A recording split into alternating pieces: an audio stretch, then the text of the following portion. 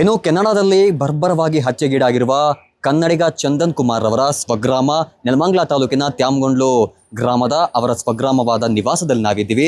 ನೀವು ನೋಡ್ತಾ ಇರ್ಬೋದು, ಸದ್ಯ ಈ ಸ್ವಗ್ರಾಮದಲ್ಲಿ ಇವರ ಮನೆಯಲ್ಲಿ ಈ ಚಂದನ್ ರವರ ಸಾವಿನ ಸುದ್ದಿ ಕೇಳಿ ಒಂದು ನೀರವ ಮೌನವೇ ಆವರಿಸುವಂಥದ್ದು.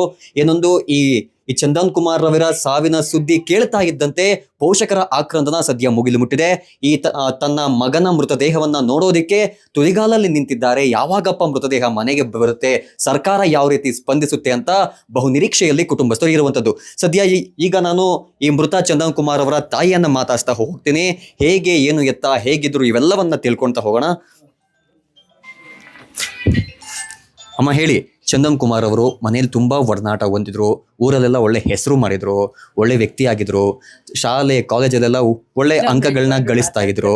ಹೇಗಿತ್ತು, ನಿಮಗೆ ಹೇಗೆ ಗೊತ್ತಾಯ್ತು ಏನು ಅಂತ? ತುಂಬ ಒಳ್ಳೆಯ ಹೆಸರು ತಗೊಂಡಿದ್ದ ಸರ್ ನಮ್ಮ ಮಗ. ಇಂಥವ್ರ ಹತ್ರ ಕೆಟ್ಟವರು ಅನ್ನಿಸ್ಕೊಂಡಿರ್ಲಿಲ್ಲ. ಚಿಕ್ಕ ವಯಸ್ಸಿಂದನೂ ಪ್ರತಿಯೊಂದರಲ್ಲೂ ಪ್ರೈಸು, ಸ್ಕೂಲಲ್ಲಿ ಎಲ್ಲ ತಗೊಂಡಿದ್ದ ಸರ್. ಕಾಲೇಜಲ್ಲೂ ಅಷ್ಟೇ. ಆಮೇಲೆ ಈ ಕೆಲ್ಸಕ್ಕೆ ಹೋಗ್ತಾ ಇದ್ನಲ್ಲ, ಆವಾಗಲೂ ತಿಂಗಳಿಗೊಂದ್ಸರಿ ಮೀಟಿಂಗು ಎಲ್ಲ ಇರ್ತಿತ್ತು. ಅವನೇ ರೆಸಾರ್ಟ್ಗೆಲ್ಲ ಕರ್ಕೊಂಡೋಗಿ ಎಲ್ಲ ಸ್ಪೋರ್ಟ್ಸ್ ಎಲ್ಲ ಇಟ್ಟು ಎಲ್ಲ ಮಾಡ್ತಿದ್ದ ಸರ್. CEO ಆಗಿದ್ದ. ಇಲ್ಲಿಂದ ಕಾಗ್ನಿಸೆಂಟ್ ಕಂಪ್ನಿ ಒಳಗೆ ಕೆಲಸ ಮಾಡ್ತಾಯಿದ್ದ. ಅವರೇ 30,000 ಇದು ಲಾಟ್ರಿ ಥರ ಮಾಡಿಬಿಟ್ಟು ಅದರಲ್ಲಿ ಒಂದು ಎತ್ತಿದ್ದಕ್ಕೆ ಅವನಿಗೆ ಬಂತು. ಅಲ್ಲಿಂದ ಮತ್ತೆ ಅವರೇ ಫಾರಿನ್ಗೆ ಕಳಿಸಿದ್ರು ಸರ್ ನಮ್ಮ ಮಗನ್ನ. ₹1 ನಾವು ಕೊಟ್ಟಿಲ್ಲ ಸರ್, ಎಲ್ಲ ಅವ್ರ ಕಂಪ್ನಿಯಿಂದನೇ ಕೊಟ್ಟಿದ್ರು ಸರ್.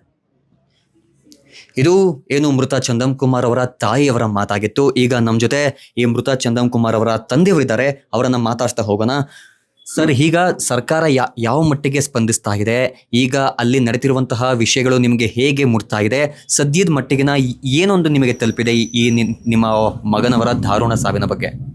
ಬಾವರು, ನಮ್ಮ ಅಣ್ಣದಿರು ಎಲ್ಲರೂ ಪ್ರಯತ್ನ ಪಟ್ಟು ಅಲ್ಲಿ ಪ್ರೋಗ್ರೆಸ್ ಮಾಡ್ತಾ ಇದ್ದಾರೆ. ಆಮೇಲೆ LMT ಕಂಪ್ನಿಯವ್ರು ಇದ್ದಾರಲ್ಲ, ಕಂಪ್ನಿಯವರು ಪೂರ್ತಿ ನಾವು ಸಹಕಾರ ಕೊಡ್ತೀವಿ, ಅದ್ರ ಬಗ್ಗೆ ಡೌಟ್ ಇಲ್ಲ.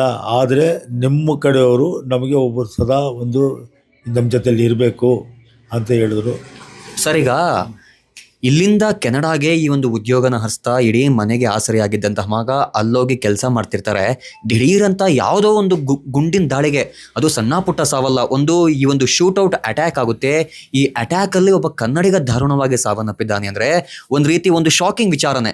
ಯಾಕಂದ್ರೆ ಕೆನಡಾದಲ್ಲಿ ಈ ಒಂದು ಕನ್ನಡ ಸಂಘಟನೆಗಳಲ್ಲಿ ಗುರುತಿಸ್ಕೊಂಡಿದ್ರು, ಸಿನಿಮಾ ಪ್ರಚಾರಗಳನ್ನ ಮಾಡ್ತಾ ಇದ್ರು, ಖಾಸಗಿ ಕಂಪನಿಯಲ್ಲಿ ದುಡಿತಾ ಇದ್ರು ಕೂಡ. ಇದು ಹೇಗೆ, ಏನು, ಎತ್ತ ಅಂತ ಮುಂಚೆ ಈ ಥರದ್ದು ಏನಾದ್ರು ಸುಳಿವು ಸಿಕ್ಕಿತ್ತಾ? ನಿಮ್ಮ ಹತ್ರ ಫೋನಲ್ಲಿ ಅಥವಾ ಕರೆ ಏನಾದ್ರು ಹಂಚ್ಕೊಂಡಿದ್ರ? ಮೊದ್ಲೇನಾದ್ರು ಗಲಾಟೆ ಏನಾದ್ರು ಆಗಿತ್ತಾ ಏನು ಅಂತ? ಇಲ್ಲ ಸರ್, ಅವನು ಮೊದಲು ಹೇಳ್ತಾ ಇದ್ದ, ಕನ್ನಡ ಸಂಘಕ್ಕೆ ಹೋಗ್ತಾ ಇದ್ದೀನಿ, ಹಂಗೆ ಹೋಗ್ತೀನಿ, ಹಿಂಗೆ ಹೋಗ್ತೀನಿ ಅಂತ ಹೇಳ್ತಾ ಇದ್ದ. ಯಾವುದು ಬೇಡಪ್ಪ, ನೀನು ಎಷ್ಟು ಕೆಲಸ ಆಯ್ತು ಅಷ್ಟು ಮಾಡ್ಕೊಂಡು ಸಂಪಾದನೆ ಮಾಡ್ಕೊಂಡು ಬಂದ್ಬಿಡು, ಅಂಥವಲ್ಲ ನಮ್ಗೆ ಆಗಲ್ಲ. ಪಾಪ್ಯುಲರ್ ಹಂಗೆ ತಗೊಂಡಿದ್ದು, ಹಿಂಗೆ ತಗೊಂಡಿದ್ದು, ಅಂಥವ್ರು ಬಂದವ್ರು, ಇಂಥವ್ರು ಬಂದು ಮೆಸೇಜ್ ಆಗ್ತಾ ಇದ್ದ. ನಾವು ಅದಕ್ಕೆ ಬೇಡ ಅಂತ ನಾನು ರೆಸ್ಪಾನ್ಸ್ ಮಾಡ್ತಾ ಇದ್ದೇವೆ. ನಾವು ಸರ್, ಈಗ ತಹಶೀಲ್ದಾರ್ ಅವರು ನಿಮ್ಮ ಮನೆಗೆ ಭೇಟಿ ಕೊಟ್ಟು ಸಾಂತ್ವನ ಹೇಳಿದ್ದಾರೆ. DC ಅವರು ಕೂಡ ತಮ್ಮ ಜೊತೆ ಮಾತಾಡಿದ್ದಾರೆ. ಏನು ಭರವಸೆ ಕೊಟ್ಟಿದ್ದಾರೆ ಸರ್?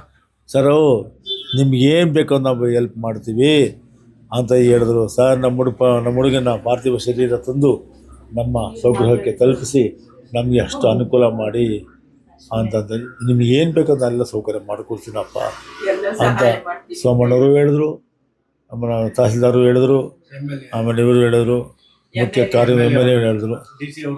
ಸರ್, ಈಗ ಕೆನಡಾದಲ್ಲಿ ತಮ್ಮ ಮಗ ನಮ್ಮ ನೆಲಮಂಗ್ಲಾದಂತಹ ಒಬ್ಬ ಹುಡುಗ ಕೊಲೆಯಾಗಿದ್ದಾರೆ.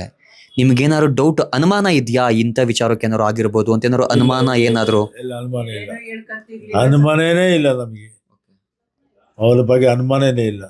ಒಟ್ಟಲ್ಲಿ ಹೇಳ್ತಾ ಇದ್ದೆ ನಾನು, ನೋಡಪ್ಪ, ಅವೆಲ್ಲ ನಮ್ಗೆ ಹೆಸರು ಬೇಕಾಗಿಲ್ಲ, ನಮ್ದೇನದು ಅದು ಮಾಡ್ಕೊಂಡು ಹೋಗು ಅಂತಂತೆಲ್ಲ. ಸೋಷಿಯಲ್ ಸರ್ವೀಸು ನಾನು ಮಾಡ್ತೀನಿ ಅಂತ ಸೋಷಿಯಲ್ ಸರ್ವೀಸ್ ಮಾಡಪ್ಪ, ಈ ಕನ್ನಡ ಸಂಘ ಇರೋ ಜನಗಳ ಹತ್ರ ಗುರುತಿಸ್ಕೊಬೇಡ ಅಂತ ಹೇಳ್ತಾ ಇದ್ದೆ. ಅಷ್ಟೇ ಹೊರತು ಏನಿಲ್ಲ. ಇದಿಷ್ಟು ಏನು ಕೆನಡಾದಲ್ಲಿ ದಾರುಣವಾಗಿ ಹತ್ಯೆಗೀಡಾಗಿರುವಂತಹ ಚಂದನ್ ರವರ ಕುಟುಂಬಸ್ಥರ ಮಾತಾಗಿತ್ತು.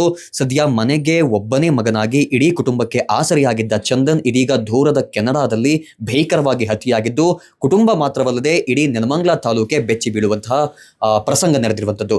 ನೆಲಮಂಗಲ ಇಂದ ಕಾರ್ತಿಕ್, ಜಿ ಕನ್ನಡ ನ್ಯೂಸ್.